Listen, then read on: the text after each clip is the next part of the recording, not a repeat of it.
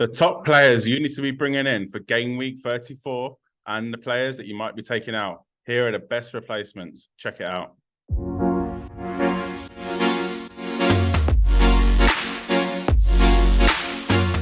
G'day, mate. Welcome back to the channel and welcome back to another FPL video. My name's FPL Root, and in today's video, we're going to be looking at the top players you should be bringing in for game week 34 on the players that you might be taking out. Let's get into it. We'll start off with the goalkeepers. So first up, I do have Nick Pope at 5.4 million, and he's just over 21% owned. Nick Pope is a player that a lot of people will be bringing in this game week. That is because Newcastle do have a confirmed double game week for game week 36. So their fixtures are Southampton at home, so really good fixture. Arsenal at home, which is going to be tough, but Newcastle are really good at home. Leeds away with a double game week, and Brighton at home. And then 37 is Leicester at home and Chelsea away in 38.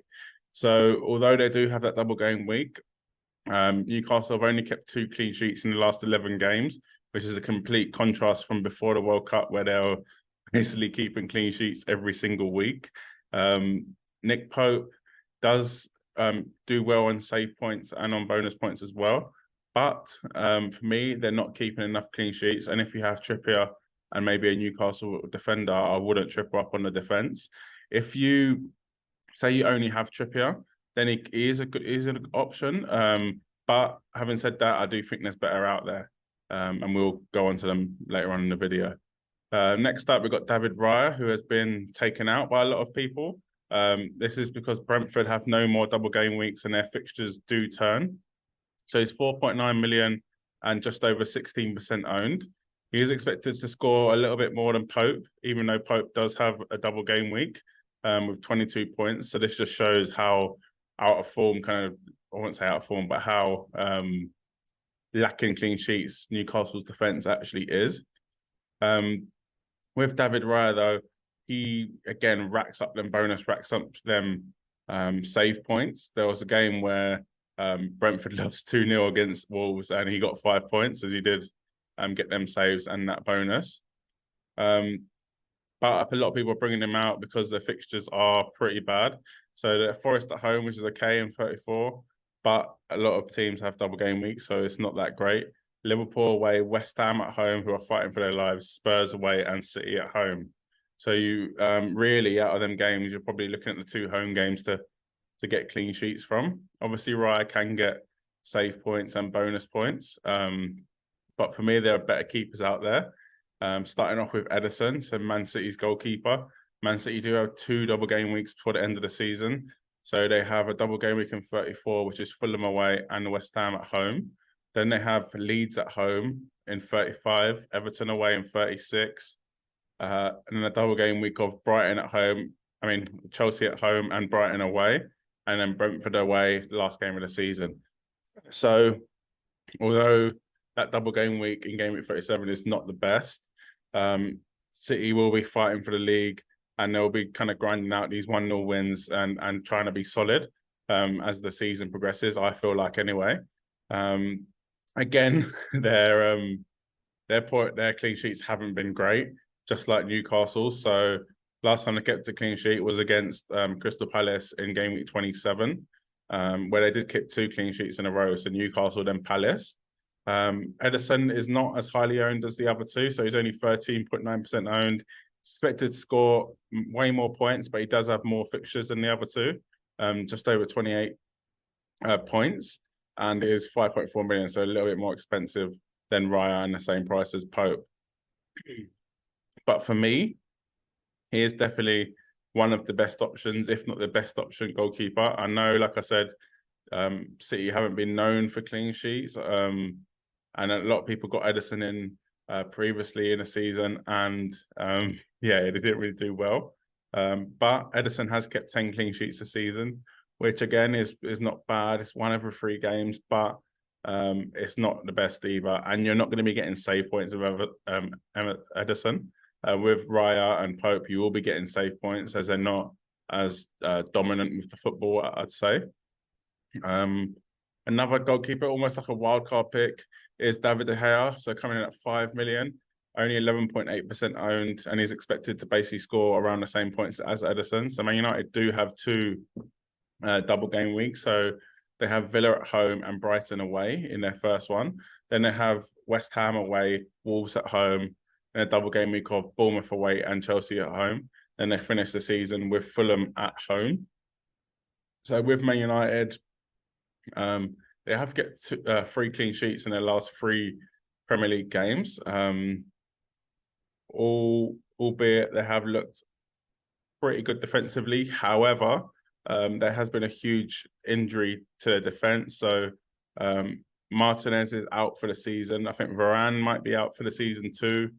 Shaw recently picked up an injury, but it does look like he's going to be back.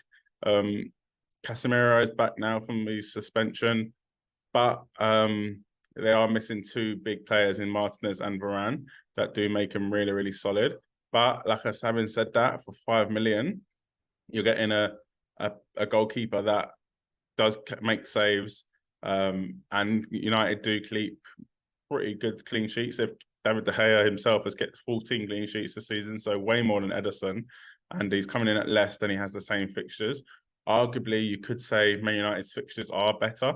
Okay, they both have Chelsea at home. They both have Brighton away. And yeah, that's pretty. They both have West Ham as well, albeit Man United's away. But they have Villa at home, Wolves at home, Bournemouth away, Fulham at home. So I think they're just slightly better. But obviously, you'd say City are the better team, but United could be better defensively.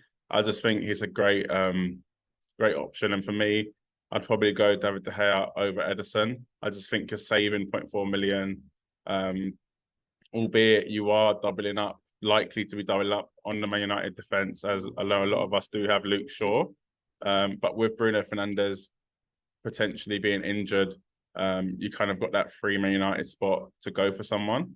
For me, Ederson or David De Gea are great options.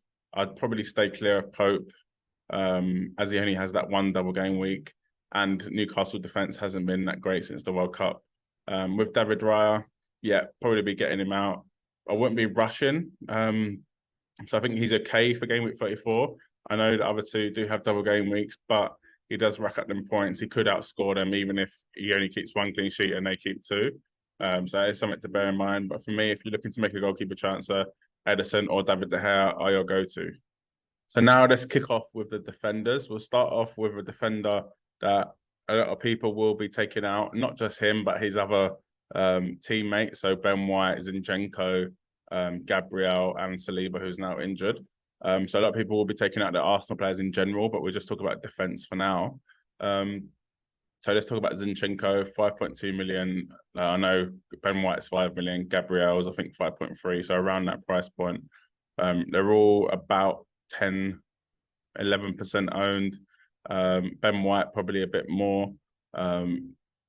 Whereas, yeah, with Ben White's about 16% owned. So all pretty okay owned. But a lot of people are taking them out as they don't have double game weeks. And their fixtures they've started already, but they go really, really tough. So it started from a few weeks back, when Arsenal's basically fixtures really turned bad. So they had Liverpool away, which was tough, West Ham away back to back, and then their Southampton at home game, and they didn't keep a clean sheet in that either. So they haven't really kept a clean sheet since game week 27. Although Zinchenko, who we're talking about, has returned with assists and a goal. I'm sorry, Ben White has returned with assists and a goal. Clean sheets are not looking good. They do have Chelsea at home, which is not a bad fixture. But then they have Newcastle away, Brighton, who are tough, Forest, who will be fighting for their lives, and Wolves. So maybe the Forest and Wolves games are okay. But for the next 3, actually, I think there's much better options. Game week 34, you've got Liverpool, Man United, City having good double game weeks. Game week 35 is a tough away game at Newcastle. Game week 36, you have teams like Brighton and Newcastle with a double game week. And game week 37, you have, again, Man City, Man United with a double game week. So I think there are much better options. So for me, I will be taking out your Arsenal players if you did have any, unless you can bench them and you're not playing bench boost, etc. Next up, we've got Trent. So a lot of people have been bringing in Trent, as Liverpool do have a double game week for game week 34. So they have 2 home games as well. We know how much better they've been at home than they have been away from home this season.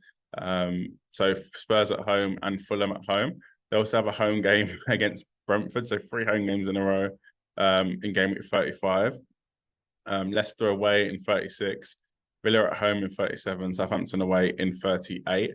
So Trent is probably the main pick for me. You can go Robertson, but I don't fancy him as much. I don't think he's attacking at the moment. The way Liverpool have kind of pushed Trent almost into that inverted fullback role into midfield.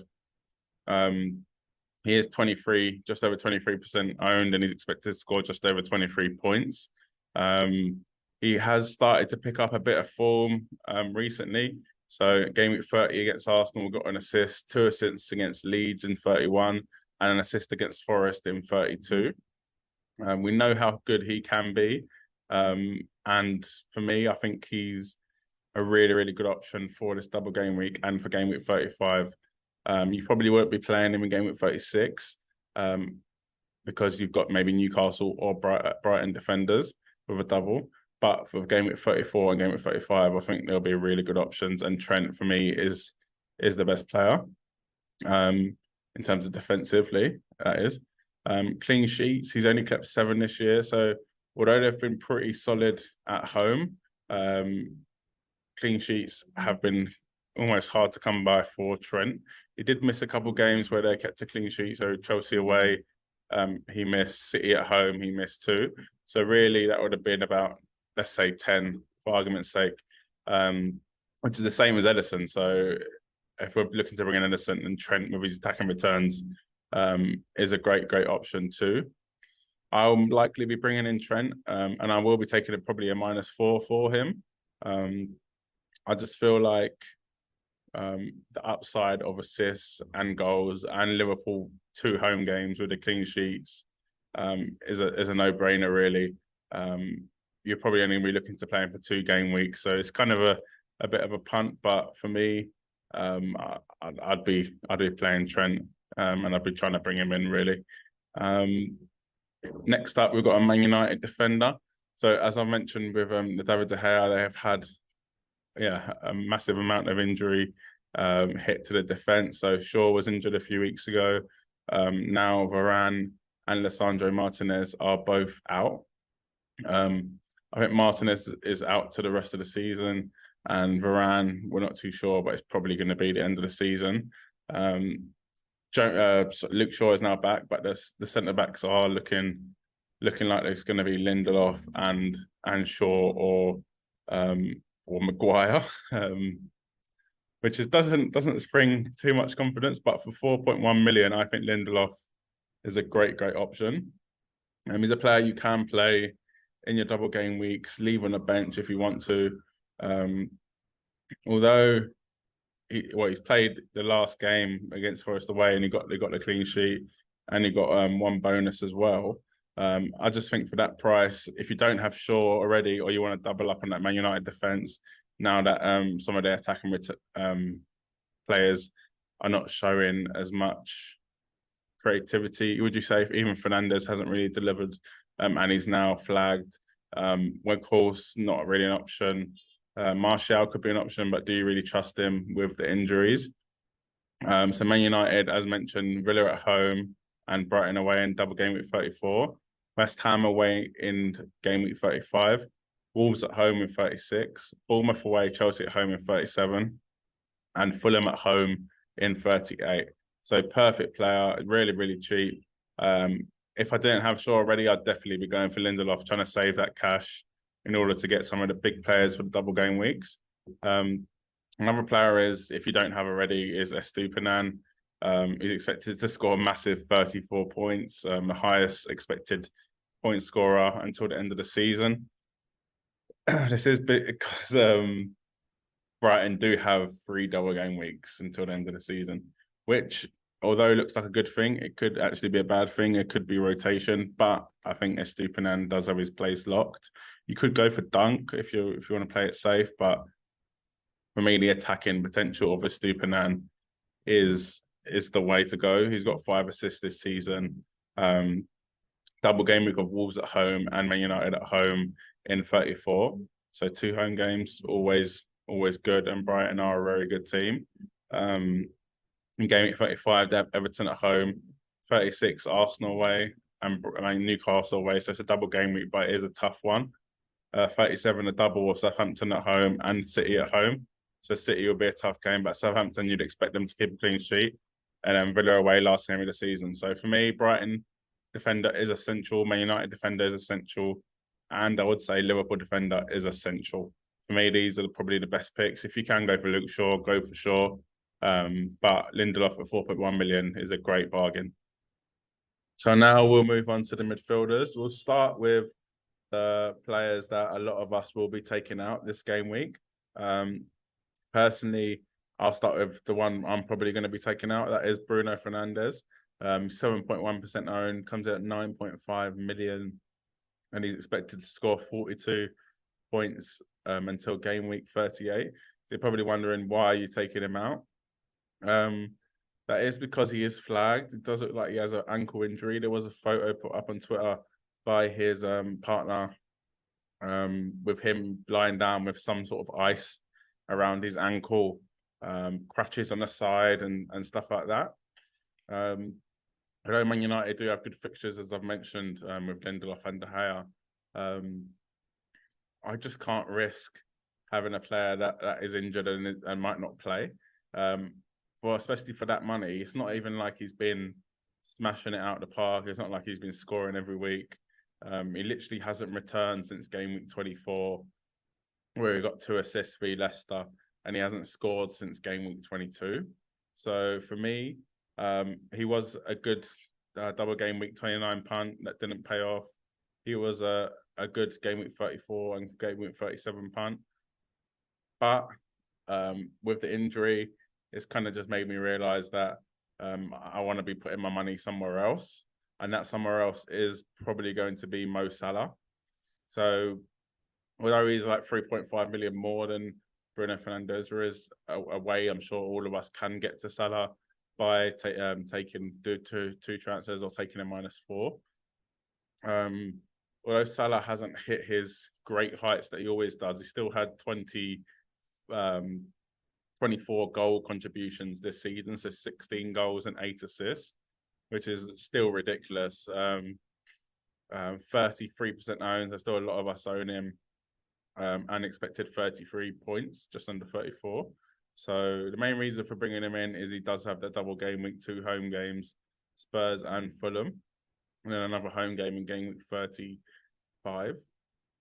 So Salah has scored 4 goals in his last 3 game weeks. So he got 1 against Forest, 2 against Leeds, 1 against Arsenal, and then even before that, 1 against City in 29. He got 4 attacking returns against Man United with a huge 21-point haul, a goal against Wolves in 25. So he has been consistently chipping in with the goals, and Liverpool have got a lot of players back from injury now. So Van Dijk is back, where Konate might be injured, but we don't need to discuss that. Jota is back and firing. Diaz is back. Darwin is there. So there's a lot of help, I would say, for Salah. And with that Trent's new position coming in, kind of leaves that right side for Salah to kind of control and gives Salah that bit of freedom. For me, he's probably the best Liverpool asset. We'll talk about another one in the forwards video, but he is the best Liverpool asset. I think he is a must-have for game week 34, 2 home games. He loves scoring against Spurs. The amount of times I see Salah score against the team I support is ridiculous. I know it's a lot of money, but there are ways to get to Salah. A way is downgrading Saka. A lot of people do have Saka still. So 8.4 million, massively owned, 37%. But no double game weeks, tough fixtures, as I've said, with the defenders. Chelsea home, Newcastle away, Brighton at home, Forest away, and Wolves at home. So players will be having like 2 double game weeks in that time. You can bring Saka back for game week 37, 38, but we'll talk about that later on. For me, there are better players. I won't say better players. There are players that are likely to score more points in that run. One of them being Jack Grealish, expected to score 34 points, as City do have that double game week. So Fulham away, West Ham at home, Leeds at home, 35, Everton away, 36, then Chelsea at home, Brighton away in 37, then Brentford away. Jack Grealish does seem to have locked that left side spot for his own. I know Foden is coming back now, but he's likely to be on the right. Grealish did get an assist against Leicester in 31, a goal and assist in 30 against Southampton, a goal and assist against Liverpool in 29. So he's literally the man of the moment. He's playing unbelievably well, not just the goals and assists, but he's everything City do that is good. It revolves around him or obviously Haaland. And for 7.2 million, by downgrading him, you might be able to upgrade Fernandes to Salah. So Grealish and Salah look much better than Fernandes and Saka for me. There are some other City assets that you could look at, but for me, I wouldn't trust Mahrez in terms of minutes. He does look like he's more of a kind of a Champions League option. Foden's just coming back from injury. De Bruyne is too expensive. For me, Grealish, Haaland, and then maybe Ederson are the best City options. So I'd be, if you can, get in Salah. If you do have a spot for Grealish, try getting Grealish. If not, I don't think Grealish is essential, but Salah is the guy this week, and I would definitely be looking to bring him in and even potentially captaining him if you wanted to go for a differential. So now we'll move on to arguably the most important part of the team. So move on to the forwards. So we'll look at Isaac. So 6.8% owned. He's been on fire recently. He's been getting constant starts. He started the last 3, and he basically started since last time he was dropped was Gameweek 26. He did get dropped in the second game of double game week 29, but he ended up scoring, so he still got the points. So that is something to take note, that in double game week he can get rested, and he has been rested in the past. He did get 2 goals against Spurs in just 65 minutes with 13-point haul, goal against Brentford in 30, goal against West Ham in 29. So he's been doing 2 goals against Forest in 28, goal against Wolves in 27. So he's been doing really, really well. Expected to score 20 points over the next until the end of the season. Newcastle have Southampton at home in 34, Arsenal at home in 35, Leeds away 36 with a double game week, and with Brighton at home, Leicester at home in 37, and Chelsea away in 38. So a lot of people will be bringing him in because of that double game week in 36, albeit not the easiest, I'd say, but it's still a pretty good double game week. Leeds ship goals for fun. Brighton will be a tough game, but Newcastle at home, you've got to fancy them against anyone. A lot of people will be downgrading the next player I'm going to be talking about, so Harry Kane. I will just talk about him now. Then we'll be downgrading Harry Kane in order to get Salah, who I've spoken about previously. Although Harry Kane is literally a machine, Spurs get concede 6, he still scores. A lot of people are taking him out to get Salah, to kind of cash in and get Salah. The guy has been on fire this season, 24 goals, 6 assists, that's 30 returns. He's not too far behind Haaland in terms of points. But Spurs don't have a double game week for the rest of the season, and they have 2 tough games coming up. So they have, one tough game. They've got Liverpool away, then they've got Palace at home, which is not bad. Villa away can be tough. Brentford at home, which is okay, and Leeds away, who are fighting for their life, but they do concede goals. Having said that, you do fancy Harry Kane to score against anyone, but you're kind of banking on, for me, you're banking on Salah outscoring Kane with an extra fixture. Will that happen? Who knows? But for me, you have to fancy that. You have to go for the extra fixture. Although Kane has been doing so good, by taking the money out of Kane and putting it into Salah, you're getting 2 home games for a double game week. You're getting Brentford at home, and some really, really good fixtures. So although I do like Kane as an option, and he's expected to score around the same points as Salah. So is it worth a hit if you're going to be taking a hit? Maybe. For me, for my team, I will be potentially be taking out Kane and downgrading to like an Isaac and then going Fernandes to Salah. So I get 2 extra fixtures as I got Isaacs and Salah's. That is if Fernandes doesn't play. If you're taking out, I don't know, who's a good example? If you're taking out someone like if you're basically going Kane to, I don't know, who's a good example?